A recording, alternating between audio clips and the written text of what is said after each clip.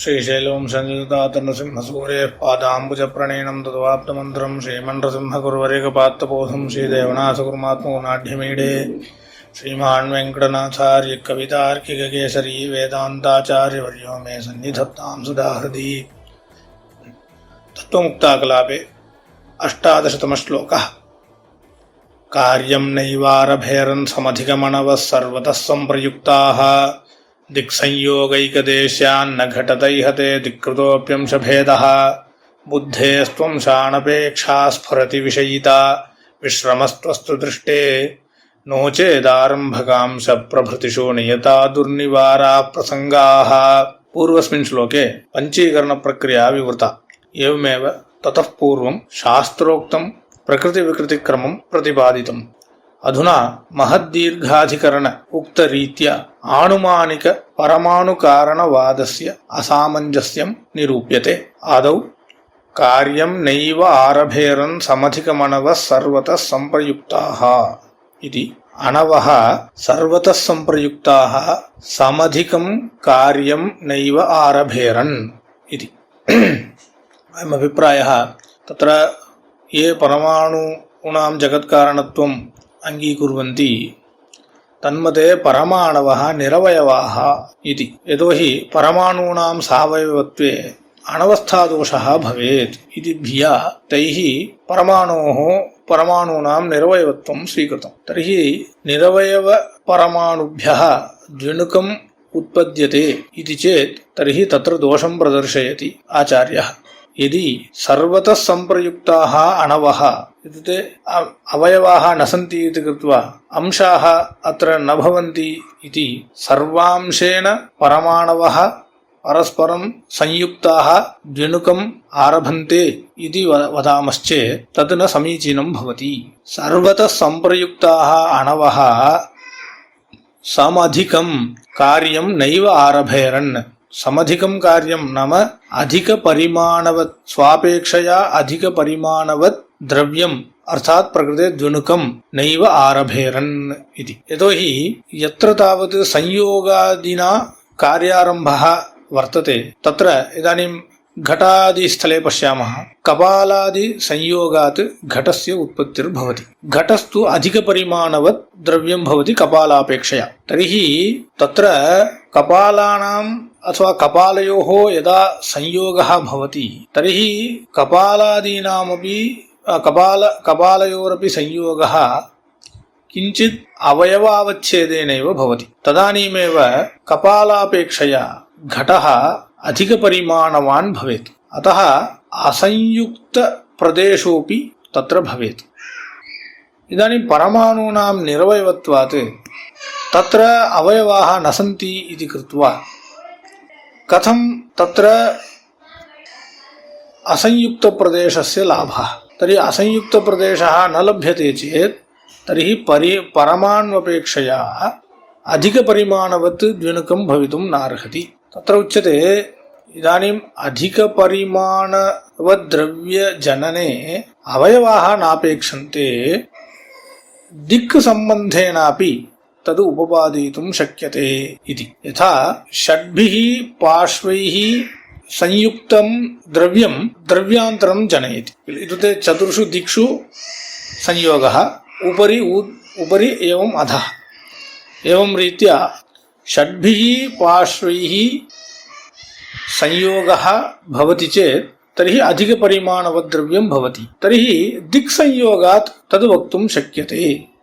अतः निरवयवस्यापि परमाणोः दिक्संयोगभेदात् अर्थात् अंशभेदं विनापि दिक्संयोगभेदात् तत्र अधिकपरिमाणवद् द्रव्यारम्भकत्वं भवेत् इति चेत् तत्र उच्यते दिक्संयोगैकदेश्यान् न घटतैहते दिक्कृतोऽप्यंशभेदः। यत्र दिक्सम्बन्धकृतः एतादृशः अंशभेदः सोऽपि सावयवेष्वेव दृष्टः। यथा कपालादिस्थलेषु अथवा तन्तुषु पटः उत्पद्यते। तत्र षड्भिः पार्श्वैः संयुक्तः तन्तुः पटं जनयति, परन्तु तन्तुः सावयवः। तर्हि सावयवेषु एव द्रव्येषु दिक्सम्बन्धप्रयुक्त अंशभेदः दृश्यते। परमाणोः अंशाभावात् तर्हि दिक्संयोगोऽपि एकदेशेनैव भवति। तदेव उच्यते दिक्संयोगैकदेश्यात्। अतः दिक्कृतोऽप्यंशभेदः इह न घटते। दिक्कृतः अंशभेदः तव मते वक्तुं न शक्यते। तर्हि परमाणोः अंशाभावात् इति। सः इदानीं वदति नैयायिकः बुद्धिरस्ति निरंशः, तन्मते बुद्धिः गुणः, तर्हि गुणस्य अवयवादिकं न भवति। परन्तु बुद्धेस्तावत् विषयेण सह सम्बन्धः वर्तते। एकमपि पदार्थं विषयीकरोति, अनेकान् पदार्थान् अपि विषयीकरोति। तर्हि यदा विषयीकरोति पदार्थान् तदानीं विषयेण सह बुद्धेः सम्बन्धः जायते। सः सम्बन्धः सर्वांशेन कार्त्स्येन बुद्धेः भवति वा उत अंशेन इति चेत् तत्र उच्यते तत्र उभयथापि वक्तुं न शक्यते। यतोहि बुद्धिस्तु निरंशा।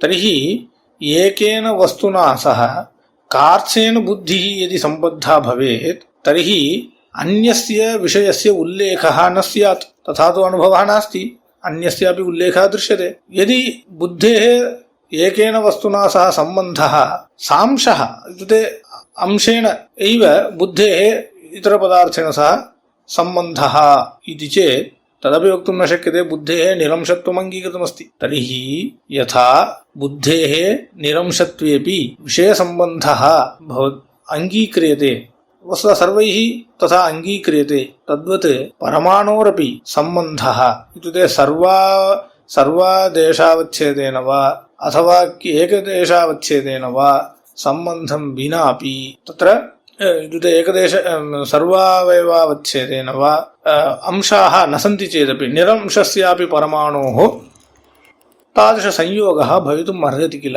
इति शङ्कायां तत्र उच्यते बुद्धेः त्वंशानपेक्षा स्फुरति विषयिता।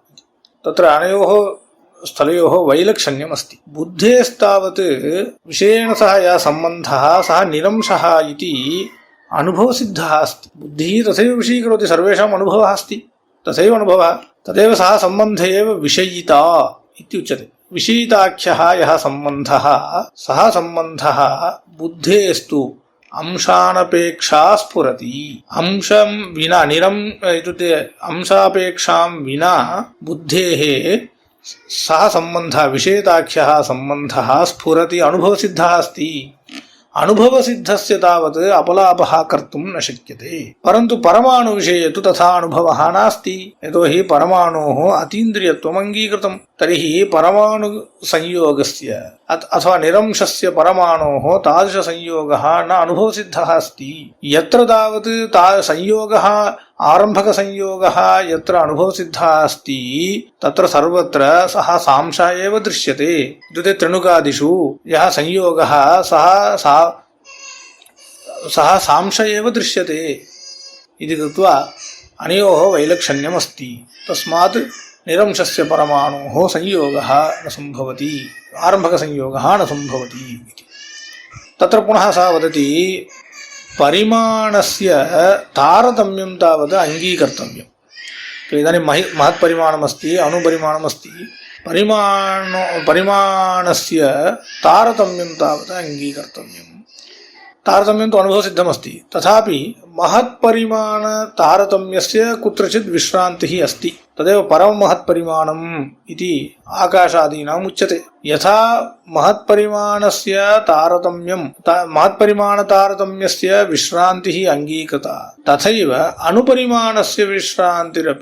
अणुपरिमाणतारतम्यस्य अपि विश्रान्तिः क्वचित् अङ्गीकर्तव्या। तथा च सा विश्रान्तिः परमाणुषु स्वीक्रियते, अन्यथा अनवस्था भवेत्, यदि विश्राम एव न स्यात् इति चेत् तदर्थम् अस्माभिः यदि परमाणोः सावयवत्वं स्यात् तर्हि अणुपरिमाणतारतम्यस्य विश्रान्तिः न स्यात् इति कृत्वा अस्माभिः निरवयवे परमाणु विश्रान्तिः स्वीक्रियते इति चेत् तत्र उच्यते विश्रमस्त्वस्तु दृष्टे इति। अणुपरिमाणतारतम्यस्य विश्रान्तिः अपेक्षिता चेत् तर्हि दृष्टे तर्सरेणु एव तत् स्वीक्रियताम्। किमर्थं परमाणुपर्यन्तं गम्यते, अतीन्द्रियपरमाणु किमर्थं प्रयासः इति। अतः दृष्टे त्रसरेणो एव विश्रमः भवतु इति। किञ्च परिमाणादिकं तावत् परिमाणतारतम्यं तावत् सापेक्षिकं भवति। कदाचित् अल्पपरिमाणवत् पदार्थस्य अन्यापेक्षया अणु इति व्यवहारः अस्ति। एवं किञ्चित् अधिकपरिमाणवत् द्रव्यस्य महान् इति व्यवहारः लोके दृश्यते। तथा च परिमाणादिव्यवहारस्तावत् सापेक्षिकः इति कृत्वा अणावेव इत्युक्ते परमाणावेव विश्रान्तिः वक्तव्या इति कोऽपि निर्बन्धः नास्ति। तस्मात् त्रसरेणो एव विश्रामः स्वीकर्तुं शक्यते। नो चेत् आरम्भकांश प्रभृतिषु नियता दुर्निवाराः प्रसंगाः। यदि त्रसरेणो विश्रामः न स्वीक्रियेत तदर्थं परमाणुः इतोपि कल्प्यते तर्हि त्रसरेणोः सावयवत्वे ये विषयाः हेतवः उक्ताः ते सर्वे आरम्भकांश प्रभृतिषु आरम्भकांशः परमाणुप्रभृतिष्वपि ते प्रसंगाः दुर्निवाराः। ये नियताः प्रसंगाः सन्ति ते सर्वे दुर्निवाराः भवेयुः। अयम् अभिप्रायः। त्रसरेणोः सावयवत्वं कथं सिद्धम् इत्युक्ते त्रसरेणुः सावयवः चाक्षुषद्रव्यत्वात् इत्युक्तम्। अनन्तरं त्रसरेण्ववयवानां सावयवत्वं धनुकस्य सावयवत्वं कथम् इत्युक्ते महदारम्भकत्वात् इत्येवं रीत्या यदा उच्यते तर्हि परमाणुः अपि एवं रीत्या सावयवत्वं सिद्ध्यत्येव। परमाणुः सावयवः कार्यारम्भकत्वात् इति। तर्हि परमाणोः अपि सावयवत्वं सिद्ध्यति। सावयवत्वे सिद्ध्ये अनित्यत्वं सिद्ध्यति इत्येवं रीत्या। एवं च तस्य महत्त्वमपि सिद्ध्यति एवं रीत्या इति कृत्वा एते प्रसंगाः दुर्निवाराः एव इति अनेन परमाणोः जगत्कारणत्वं न सम्भवति इति निरूपितम्। किञ्च निरवयवस्य परमाणोः कारणत्वं वक्तुं न शक्यते। सावयवत्वं यदि अङ्गीक्रियेत तर्हि अनवस्थादोषः भवत्येव। तस्मात् शास्त्रोक्तमेव जगत्कारणम् अङ्गीकर्तव्यम् इति। இந்த ஸ்லோகத்தில் பரமாணு ஜகத்காரணம்னு சொல்ற நையாயிக மதத்தை கண்டனம் பண்ற.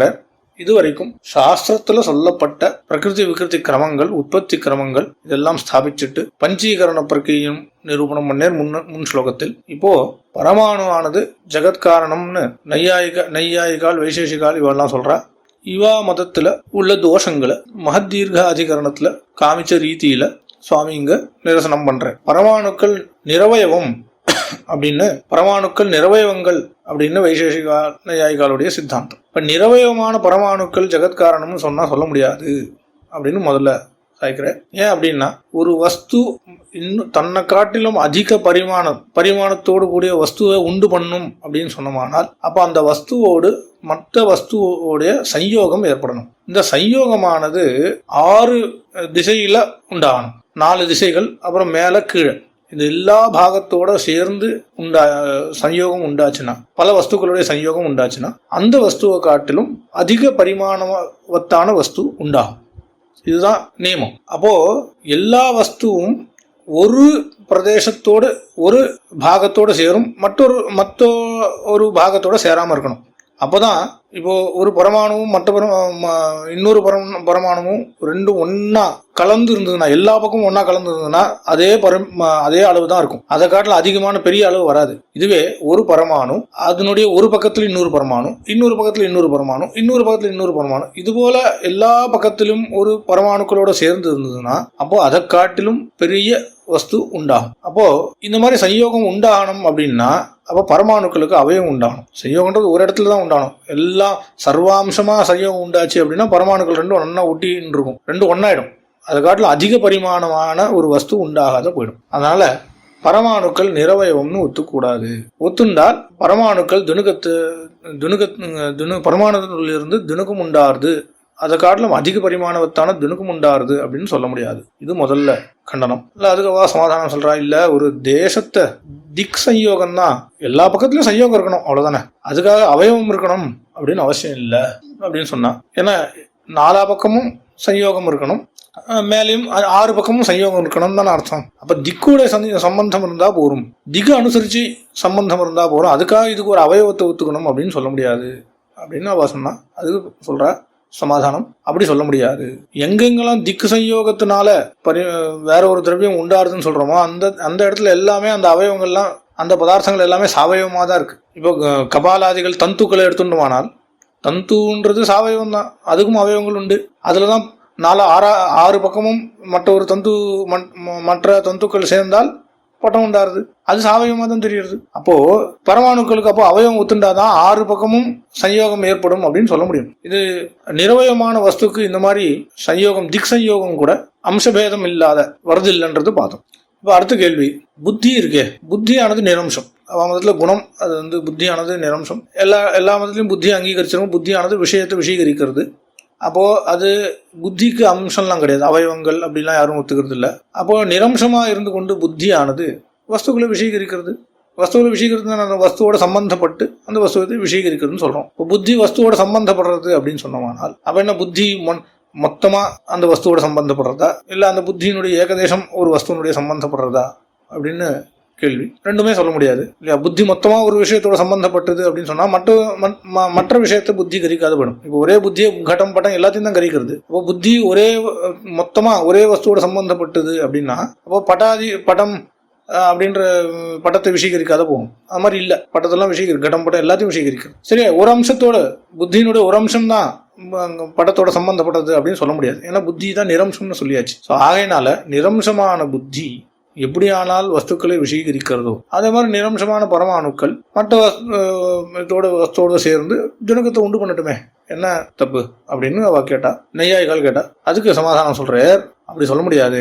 புத்தியானது வஸ்து விஷீகரிக்கிறதுன்றது நமக்கு அனுபவ சித்தமா இருக்கு. அப்போ புத்தி மற்ற வஸ்துவோட சம்பந்தப்படுறது, அதுதான் விஷயிதா அப்படின்னு சொல்லுவா.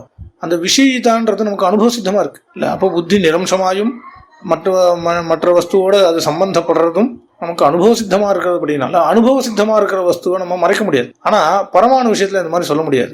ஏன்னா பரமாணுக்கள் வந்து அதீந்திரியம். அதனால அதனுடைய சஞ்யோகம் நமக்கு அதீந்திரியமா இருக்கிறதுனால அது நிரம்சமா இருந்துதான் அந்த சஞ்யோகமானது தினக்கத்தை உண்டு பண்றதுன்றதுல அனுபவம் ஒன்றும் இல்லை. அதே மாதிரி எந்த இடத்துல அந்த மாதிரி அனுபவம் இருக்கோ, எங்க சஞ்யோகத்தினால மற்ற ஒரு புதிய வஸ்து உண்டாகிறதோ அந்த இடத்துல பார்த்தோம்னா அந்த வஸ்துக்கள் எல்லாமே சாவயமா இருக்கு.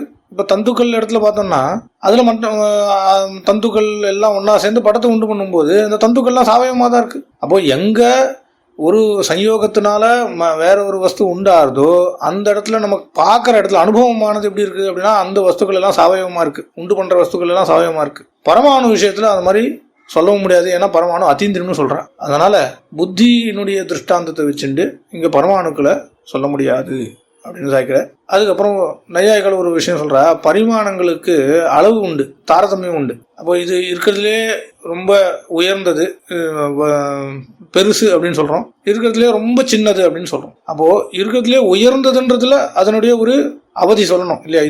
இதுதான், இதுக்கு மேல கிடையாது. அதே மாதிரி இருக்கிறதுலே சின்னது அப்படின்னா இதுதான் சின்னது, இதுக்கு மேல சின்னது கிடையாது அப்படின்னு ஒரு இது சொல்லணும். இல்லைன்னா அனாவஸ்தை வந்துடும். அப்போ எது சின்னது எது பெருசு அப்படின்னு. அப்போ நையாயிகள் என்ன சொல்றா அப்படின்னா, இப்போ பெரிய மகத் பரிமாணத்தை எடுத்துக்கொண்டோமானால் அதனுடைய உயர்ந்த பரிமாணம் எது அப்படின்னு பார்த்தோம்னா பரம மகத் பரிமாணம் அப்படின்னு சொல்றா. அது வந்து ஆகாசத்திலையும் காலத்திலையும் இது போல உள்ள திரவியங்கள்ல அந்த பரிமாணங்கள் உண்டு. அதுதான் வந்து இருக்கிறதுலே உயர்ந்து மகத் பரிமாணத்திலே உயர்ந்த பரிமாணம் அதுதான். அதே மாதிரி அணுபரிமாணங்கள்ல சின்ன பரிமாணத்துல இருக்கிறதுலே சிறியதான ஒரு பரிமாணத்தை நம்ம ஒத்துக்கணும். அதுதான் நாங்க வந்து பரமாணுன்னு சொல்றோம். இப்போ பரமாணுக்கள் வந்து சாவயம் ஆச்சுன்னா திருப்பி இதுக்கு ஒரு அதனுடைய அவயவம் வரும். அதை காட்டிலும் அதுக்கும் ஒரு அவயவம் அப்படின்னு சொன்னோம்னா அதுவும் சாவயம் சொன்னா திருப்பி அதை காட்டிலும் சின்னதான ஒரு வஸ்து. அப்போ இதுக்கு ஒரு முடிவே இல்லாத போயிடும். அதனால எப்படியானால் மகத் பரிமாணத்துக்கு ஒரு முடிவு இருக்கோ அதே போல அணுபரிமாணத்துக்கும் ஒரு முடிவு வேணும். அதனால நாங்க பரமாணு ஒத்துக்கிறோம். அந்த பரமாணு சாவயம்னு ஒத்துண்டா முடிவு இல்லாத போயிடும். அதனால பரமாணு நிரவயமா ஒத்துக்கிறோம் அப்படின்னு அவ சொன்னா. அதுக்கு சுவாமி சாய்க்கிறார், நீ அணுபரிமாணத்துக்கு ஒரு முடிவு சொல்லணும், அவ்வளவுதானே. அப்போ திரணுகம்னு சொல்றாவா. திரணுகம்னு சொன்னோம்னா நமக்கு இப்போ நம்ம கண்ணுக்கு தெரிகிற ரொம்ப சூக்ஷ்மமான வஸ்து, நம்ம கண்ணால பார்க்கக்கூடிய ரொம்ப சூக்ஷ்மமான வஸ்து எதுவோ அதுதான் வந்து திரணுக்கம் அப்படின்னு சொல்ற. நெய்யாய்க்கால் சொல்ற, அந்த சூக்ஷ்மமான திரவியத்தோடய நிறுத்திக்கலாமே, அதுக்கு மேல ஒண்ணு எதுக்கு பரமாணுன்னு ஒத்துக்கிற அப்படின்னு. அப்போ உனக்கு அணுபரிமாணத்துக்கு ஒரு முடிவு வரணும். அந்த நமக்கு கண்ணுக்கு தெரியறது இருக்கிறதுலேயே சூக்ஷ்மமான ஒரு பதார்த்தம் திரணுக்கம், அந்த திரணுக்கத்திலேயே நிறுத்திக்கலாமே, எதுக்கு பரமாணு வரைக்கும் போகணும் அப்படின்னு சாய்ச்சு அப்படின்னு கேள்வி. அதுவும் இல்லாத அந்த திணுக்கம் தான் கடைசி அப்படின்னு ஒத்துக்கிறதுல தான் சரி, அதை ஒத்துக்காத போனோமானால் இப்ப நீ அவரை ஒத்துக்காத போனா அவன் என்ன சொல்றா, திணுக்கத்தோட நிறுத்த முடியாது, திணுக்கத்துக்கு கீழே திணுக்கம் இருக்கு, திணுக்கத்துக்கு கீழே பரமாணுன்னு ஒத்துக்கணும். ஏன்னா திணுக்கம்ன்றதும் ஒரு திரவிய வேற ஒரு திரவியத்தை உண்டு பண்றதுனால சாக்ஷுஷ திரவியமா இருக்கு, கண்ணால பார்க்கக்கூடிய திரவியமானபடினால அதுவும் சாவயவம். எப்படி கடப்படாதிகள்லாம் இருக்கு இல்லையா, அதெல்லாம் கண்ணால பார்க்கக்கூடியது, அதனால அதுக்கெல்லாம் அவயவங்கள் இருக்கிறது போல திணுக்கமும் சாவயவம் அப்படின்னு சொன்னார். அதுக்கப்புறம் திணுக்க அவயவங்களும் சாவயவம் அப்படின்னு சொல்றா. ஏன்னா ஒரு மகத்தான ஒரு பதார்த்தத்தை உண்டு பண்றது உண்டு, ஒரு தன்னை காட்டிலும் பெருசான பதார்த்தத்தை உண்டு பண்றது உண்டு. அப்போ திணுக்கத்தினுடைய அவயவம் தான் பரமாணு அப்படின்னு சொன்னான். இப்போ இதே கேள்வி பரமாணு கூட கேட்கலாம், பரமாணுவும் சாவயவம். ஏன்னா வேற ஒரு வஸ்து தன்னை காட்டிலும் பெரிய வஸ்து உண்டு பண்றது இல்லையா, திணுக்கம்ன்ற வஸ்து உண்டு பண்றது இல்லையா, அப்போ பரமாணுக்கும் சாவயவத்தும் சித்திக்கும். இதுக்கு ஒரு முடிவே இல்லை. நீ சொல்ற அனுமானம் திணுக்கத்துக்கு முடிவு இல்லைன்னு சொல்றதுக்கு எந்தெந்த அனுமான ஹேத்துக்கள்லாம் நீ பிரயோகம் பண்றியோ அந்த ஹேத்துக்கள்லாம் வச்சு கொண்டு பரமாணுக்கும் சாவயவத்துவத்தை சாதிக்க முடியும். அதனால் திணுக்கத்தோடைய அந்த அணுபரிமாண தாரதமியத்துக்கு முடிவு ஒத்துக்கிறது நல்லது. அப்போ பரமாணுக்கள் இல்லைன்னா பரமாணுக்களுக்கும் சாவயவத்துவம் வரும், அனிச்சத்துவம் வரும், இது போல தோஷங்கள் எல்லாம். அப்போ பரமாணுவும் மகத்தாக வேண்டியதாக போயிடும். அதனால நிரவயமான பரமாணுக்களை ஒத்துக்கிறதுல சாஸ்திரம் சம்மதம் இல்லை, யுக்தி யுக்தமாகவும் இல்லை. அதனால சாஸ்திரத்துல சொன்ன ரீதியிலான பிரகிருதி விகிருதி கிரமங்கள் நாம் அங்கீகரிக்கிறோம்.